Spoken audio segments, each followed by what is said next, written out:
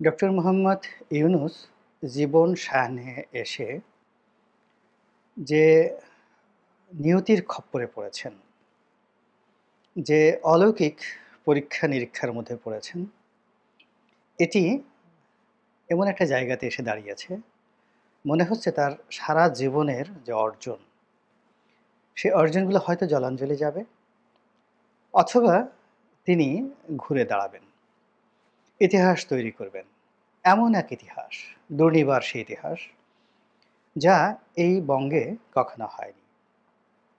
একজন ৮৬ বছর বয়স্ক মানুষ সারা দুনিয়ার মান-সম্মান অর্জন করে, পরিচিতি অর্জন করে এবং জীবনের বহু ক্ষেত্রে বহু সফলতা লাভ করে তিনি ৮৬ বছর বয়সে এসে রাষ্ট্র ক্ষমতা পেয়েছেন এবং সেই রাষ্ট্র ক্ষমতা পাওয়াটা একেবারে অলৌকিক।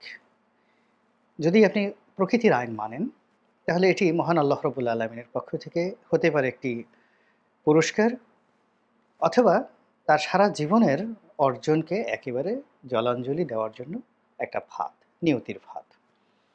এর কারণ হলো রাষ্ট্র ক্ষমতায় যাওয়ার জন্য তিনি নিজের থেকে কখনোই চেষ্টা করেননি। তার সেই সম্ভাবনাও ছিল না, সদিচ্ছাও ছিল না। হয়তো এ ধরনের যোগ্যতাও আল্লাহ রাব্বুল আলামিন তার ভিতরে দেননি। ফলে তিনি ভালো ছাত্র ছিলেন এবং ভালো লেখাপড়া করে বিশ্ববিদ্যালয়ের শিক্ষক হয়েছেন। চট্টগ্রাম বিশ্ববিদ্যালয়ের শিক্ষক হয়েছেন। এবং ছাত্রজীবনে ইকোনমিক্সের মতো একটি ভালো সাবজেক্ট তিনি অধ্যয়ন করেছেন। আবার শুধুমাত্র শিক্ষকতার মধ্যে তিনি বসে থাকেননি। তার মেধা, মননশীলতা, মস্তিষ্ককে তিনি কাজে লাগিয়ে গ্রামীণ ব্যাংক এবং ক্ষুদ্র ঋণের মতো একটি বিষয় উদ্ভাবন করেছেন। এবং একটি গ্রামীণ ব্যাংক প্রতিষ্ঠা সেই ৮০-র দশকে চারটিখানি কথা নয়। ওই সময়টিতে একজন বিশ্ববিদ্যালয়ের শিক্ষক হুসেইন মোহাম্মদ এরশাদ সাহেবের মতো একজন মানুষকে রাজি করিয়ে, খুশি করিয়ে ওই জমানাতে ৮০-র দশকে তিনি একটি ব্যাংক প্রতিষ্ঠা করেছিলেন এবং এই গ্রামীণ ব্যাংকটির জন্য আলাদা একটি অধ্যাদেশ এবং আলাদা একটা আইন করা হয়েছিল। অন্য কমার্শিয়াল ব্যাংকের মতো নয়।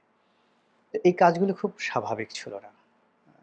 মেধা এবং মননশীলতার চূড়ান্ত ঠিক পরাকাষ্ঠা যদি কিছু বলেন, তো সেটা ডক্টর মোহাম্মদ ইউনূস দেখিয়েছেন তার কর্মজীবনে। তো এই ব্যাংকটি সাড়া ফেলেছিল। দুনিয়াতে সর্বত্র সাড়া ফেলেছিল। তিনি বাংলাদেশের রাষ্ট্র ক্ষমতা এবং বিশ্বের বহু দেশের রাষ্ট্র ক্ষমতাকে ব্যবহার করে তিনি একেবারে রাজনীতিবিদদের অন্দর মহলে ঢুকে গিয়েছেন এবং প্রায় সব ক্ষেত্রে তিনি ছক্কা মেরেছেন।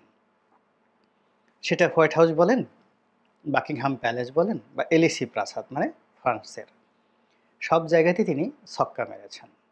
তিনি ছক্কা মেরেছেন ব্যবসা-বাণিজ্যে, ছক্কা মেরেছেন নোবেল পুরস্কার পাওয়ার ক্ষেত্রে, বিশ্ব মিডিয়ার দৃষ্টি আকর্ষণের ক্ষেত্রে এবং অন্যান্য যারা নোবেল লরিয়েট রয়েছেন তাদেরকে একটা প্ল্যাটফর্মে এনে তার পক্ষে কথা বলার জন্য তিনি যে নজির স্থাপন করেছেন, এটি দ্বিতীয় কোনো ব্যক্তি পৃথিবীতে করতে পারেননি। দেয়ার আর ম্যানি নোবেল লরিয়েট।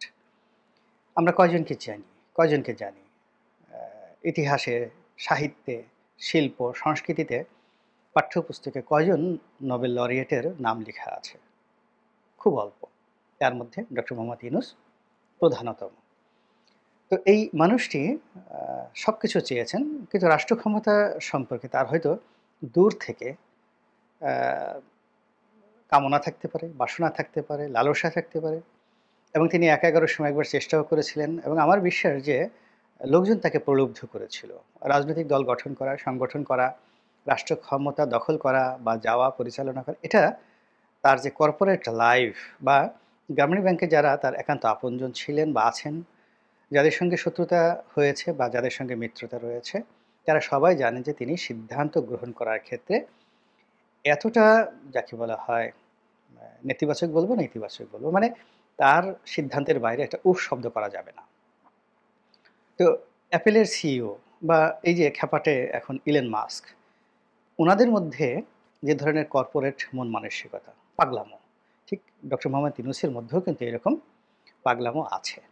তো এই পাগলামো দিয়ে আসলে রাষ্ট্র পরিচালনা করা যায় না, এটি উনি বুঝতে পেরেছিলেন ১১ সময়। এই কারণে তিনি কি করলেন, যখন রাজনীতি করার চেষ্টা করলেন এবং সেটা ব্যর্থ হলো, ঠিক সেই সময়টাতে তিনি একদম খুব অল্প সময়ে ইউটার্ন নিয়ে কান ধরেছিলেন। নিজের কান নিজে ধরে বলেছিলেন যে, "আমি মাপ চাই।" তো যাই হোক, নিয়তি তাকে আবার এই জায়গাতে নিয়ে এসেছে। কেন নিয়ে এসেছে? কী কারণে নিয়ে এসেছে? এটা আল্লাহ রাব্বুল আলামিন ভালো জানেন। আমরা বাইরে থেকে যোগ বিয়োগ করে যেটা বুঝতে পারি সেটা হলো তিনি নিয়তির খপ্পরে পড়ে গিয়েছেন। অমরত্ব লাভের খপ্পর হতে পারে, অথবা একেবারে ফিনিশ সারা জীবন যা কিছু করেছেন সবকিছু জলাঞ্জলি যাবে এই জায়গাতে। এখন তিনি যেদিন ক্ষমতা গ্রহণ করলেন সেই দিন থেকেই গ্রহ, নক্ষত্র, চন্দ্র, সূর্য, তারকারাজি, বিশ্ব ব্রহ্মাণ্ডের যা কিছু মানুষের গতিবিধি নিয়ন্ত্রণ করে প্রায় সব কিছুই তার বিরুদ্ধে চলে গেছে।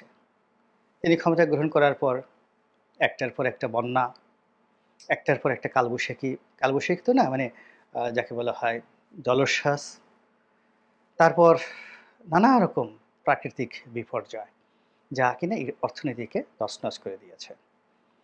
এরপর অনেকগুলো ঘটনা ঘটেছে বিশ্ববিদ্যালয়ে, রাজনীতিতে, ব্যাংকে, শেয়ার মার্কেটে, যেগুলো এখন আসছে না। কিন্তু এমন অনেক ঘটনা ঘটেছে যা কিনা তার সঙ্গে যায় না। আমরা তাকে ঠিক সেই রাজপুত্রের, কল্পনার যে রাজপুত্র, তাকে ঠিক সেইভাবে, মানে তিনি তো ডেনমার্কের খুব প্রিয় একজন মানুষ, নরওয়েরও খুব প্রিয় মানুষ। এর কারণ হলো টেলিনর যে কোম্পানিটি, এটি স্ক্যান্ডিনেভিয়ান কান্ট্রিগুলোতে খুব নামকরা একটা কোম্পানি, এবং তিনি সেই গ্রামীণ ফোন যে করেছেন টেলিনরের সঙ্গে সংযুক্ত করে। তো সেই ডেনমার্কের একজন খুব বিখ্যাত লেখক আছেন, হ্যান্স ক্রিশ্চিয়ান অ্যান্ডারসেন। সারা দুনিয়াতে তাকে বলা হয় রূপকথার রাজা। অসাধারণভাবে তিনি রূপকথা শোনাতে পারেন। তো সেই অ্যান্ডারসেনের যে রূপকথা, সেই রূপকথায় তিনি যেভাবে নায়কদেরকে, রাজকুমারদেরকে, রাজাদেরকে বিশেষায়িত করেন, তরুণদের, বালকদের, মানে যারা গল্প শুনতে পছন্দ করে তাদের মনে ঠিক অনুরূপভাবে আমরা ডক্টর মোহাম্মদ ইউনূসকে ওভাবেই যাকে বলা হয় তোয়াজ এবং তাজিম করে আসছিলাম। তো এর কারণে কি হলো যে এই গত ৩ মাসে আমাদের জাতীয় জীবনে এমন কিছু ঘটনাগুলো ঘটেছে, যেটা কিছু প্রকাশিত হচ্ছে, বাকিটা প্রকাশিত হচ্ছে না, আগামীতে হবে। যেগুলো আসলে উনাকে ঘিরে আমাদের যে আবেগ সেটার সঙ্গে যায় না। কিন্তু ঘটনাগুলো ঘটেছে।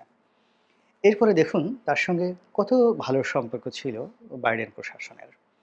আমরা সবাই ধারণা করতাম যে তিনি এটা আনবেন আমেরিকা থেকে, ওটা আনবেন, এবং তার সঙ্গে আমেরিকার একটা ব্ল্যাঙ্ক চেক রয়েছে। কোনো সামরিক শক্তি, ইন্ডিয়া থেকে শুরু করে কেউ ডক্টর মোহাম্মদ ইউনূসকে ঘাঁটাতে পারবেন না। তো সেখানে দেখা গেল সেই নির্বাচনে ডেমোক্র্যাটদের পরাজয় হলো, এবং ডোনাল্ড ট্রাম্প নামক একজন খ্যাপাটে, পাগলাটে, অসাধারণ মেধাবী এবং অসাধারণ সফল, জেদি একজন মানুষ, তিনি আমেরিকা রাষ্ট্র ক্ষমতায় আসলেন, যার সঙ্গে ডক্টর ইউনূসের কোনো কালই ভালো সম্পর্ক ছিল না, এবং আমরা এই যাবৎকালে যতটুকু জানতে পেরেছি যে তার সঙ্গে অনেকটা দা কুমড়ার সম্পর্ক। তো সেই সম্পর্কের প্রেক্ষিতে মিস্টার ডোনাল্ড ট্রাম্প যে ক্ষমতায় এলেন, এটি অনেকগুলো বিপদ আপদ, বিপত্তি, বালা মুসিবত সৃষ্টি করে ফেলবে ডক্টর ইউনূসের আগামী দিনগুলোতে। এর কারণ হলো রাজনীতির 99.99% যে নিয়ন্ত্রণ, এটি হয় মানুষের কর্ম দ্বারা নয়, মানুষের দৃষ্টিভঙ্গি দ্বারা। আবার বলছি, রাজনীতিতে কোনো কর্ম দ্বারা, মানে শুভকর্ম বলেন, অপকর্ম বলেন, ভালো কর্ম বলেন, এটা দ্বারা কখনো কারো নিয়তি নির্ধারিত হয় না। অনেক অপদার্থ স্বৈরাচারী বাদশাহ ৫০ বছর রাজত্ব করেছেন, এবং অনেক বিখ্যাত রাজা ৫ বছরও চালাতে পারেনি। যেমন আব্দুল আজিজ, উমর ইবনে আব্দুল আজিজ, যাকে দ্বিতীয় ওমর বলা হয়, এবং মানবজাতির ইতিহাসে এত কল্যাণকর বাদশাহ পয়দা হয়নি। কিন্তু তিনি উমাইয়া খিলাফতকে টেনে নিতে পারেননি। ৪ বছর বা ৫ বছরের মাথায় তাকে হত্যা করা হয়েছিল বিষ প্রয়োগ করে। তো এরকম আবার মোহাম্মদ বিন তুগলকের মতো পাগলাটে খ্যাপাটে রাজা, আইভান দ্য টেরিবলের মতো বাজে অসভ্য রাজা বহু বছর রাজত্ব করে গেছে নির্বিবাদে, এবং মারাও গেছে নির্বিবাদে। তো যাই হোক, এই যে রাজনীতি, সেটা হলো জনগণ আপনার সম্পর্কে কি ধারণা পোষণ করে, আপনি কি করতে পারেন, কি করেন, তারপর আপনি জনগণকে কতটা ভালোবাসেন, এটা বড় ব্যাপার নয়। জনগণ আপনাকে নিয়ে কী চিন্তা করে, আপনার সম্পর্কে কী ধারণা করে, এটার উপরে রাজনীতির 99.99 ভাগ আপনার যে গন্তব্য, ভবিষ্যৎ, পরিণতি নির্ভর করে। তো এখন ডক্টর মোহাম্মদ ইউনূস সম্পর্কে আমাদের যে ধারণা সেটা ছিল যে পশ্চিমাদের সঙ্গে তার একটা বিশাল সম্পর্ক, যেটি এই ট্রাম্পের বিজয়ের মাধ্যমে এই ধারণাটা পাল্টে গেল। ২ নম্বর হলো যে তার যারা প্রতিপক্ষ তারা সুসংগঠিত এবং সংখ্যায় বিপুল। তারা বহু সুকর্ম এবং কুকর্মে অভ্যস্ত এবং অভিজ্ঞ, এবং তারা জানে, দীর্ঘদিন ধরে তারা জানে কিভাবে সম্মানিত লোকদেরকে বেইজ্জতি করতে হয়। খুব ভালো করে তারা জানে কি করে রাষ্ট্র ক্ষমতায় যেতে হয় এবং কি করে রাষ্ট্র ক্ষমতা থেকে টেনে হেসড়ে নামাতে হয়। এই কৌশলগুলো তারা খুব জানে। এখন এই যে জনগণের যে মনোভাব, দৃষ্টিভঙ্গি গত ৩ মাসে যেটা তৈরি হয়েছে ওনার কর্মকাণ্ডের কারণে, বাকিটা আমেরিকার এই নির্বাচনের মাধ্যমে, আর এই সময়টিতে ওনার যারা প্রতিপক্ষ তারা যে সাড়া ফেলেছে, তাদের ইদানিংকালের যে চিৎকার, চেঁচামেচি, আওয়াজ, হাঁটাচলা, অঙ্গভঙ্গি এবং পদচারণা, সেই প্যারিস থেকে জেনেভা, জেনেভা থেকে ম্যানহাটান, ম্যানহাটান থেকে দিল্লি, দিল্লি থেকে সিঙ্গাপুর, সিঙ্গাপুর থেকে মালয়েশিয়া, কুয়ালালামপুর, কুয়ালালামপুর থেকে জেদ্দা, সর্বত্রই তারা জেগে উঠেছে। তারা জেগে উঠেছে ঢাকা বিশ্ববিদ্যালয় ক্যাম্পাসে, জেগে উঠেছে টেকনাফ থেকে তেঁতুলিয়া, ভার্চুয়ালি এবং প্র্যাকটিক্যালি।